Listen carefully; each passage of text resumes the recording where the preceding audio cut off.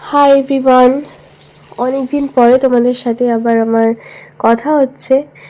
তো এই যে ভিডিও ক্লিপটা দেখতে পাচ্ছ, এটা দিওয়ালির ভিডিও ক্লিপ, যেটা আপলোড করা হয়নি, আপলোড করতে পারিনি কারণ আমার বাবা ছিল খুব অসুস্থ।